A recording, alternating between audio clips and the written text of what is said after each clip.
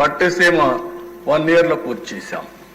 అక్కడి నుంచి నీళ్లు వస్తే ఆ నీళ్లు పొదుపు చేసి శ్రీశైలంలో రాయలసీమకు నీళ్లు ఇచ్చాం. ఈరోజు రాయలసీమలో పండ్ల తోటలు వచ్చాయంటే అప్పుడు నాకు ఆలోచిస్తే అనిపిస్తున్న దిశ ఓసారి చరిత్రలు ఏమారుగా ఉంటాయి.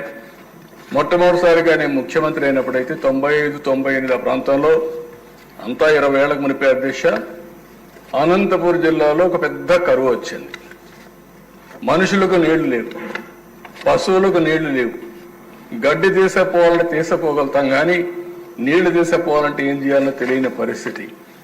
పశువులకి క్యాంపులకు పెట్టాము దిశ, మనుషులకు కాదు. మనుషులకు కావాలంటే నీళ్లు ఇండ్లు కాడిచ్చాం.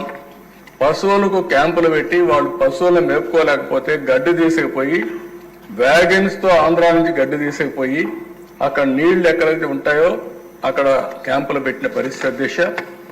ప్రతి సంవత్సరం 10 ఏళ్లకు 7 సంవత్సరాలు వేరుశెనగ ఎండిపోయేది. ఫస్ట్ టైం రాయలసీమలో అనంతపురం జిల్లా వేదికగా తీసుకుని ఇన్పుట్ సబ్సిడీ ఒకటి ఇవ్వాలని నిర్ణయించింది తెలుగుదేశం పార్టీ అధ్యక్ష. ఆ రోజు ముఖ్యమంత్రిగా చేశాం. కనీసం పంట పోతే పోయింది, కనీసం పడిన కష్టం కొంతవరకైనా ఇవ్వకపోతే వీళ్ళ జీవితాలు నష్టపోతారనే ఉద్దేశంతో అలాంటివన్నీ చూసిన తర్వాత అధ్యక్ష ఈరోజు అనంతపూర్కు నీళ్లు ఇస్తే అది ఎడారిగా మారిపోతుందనుకున్న అనంతపూర్ జిల్లా ఈరోజు రాష్ట్రంలోనే నేను గర్వంగా చెప్తున్నా, నేను ప్రతి ఎకరాకు నీళ్లు ఇవ్వగలిగితే రాష్ట్రంలో రిచెస్ట్ డిస్ట్రిక్ట్ ఏదంటే దానికి చిరునామాగా అనంతపూర్.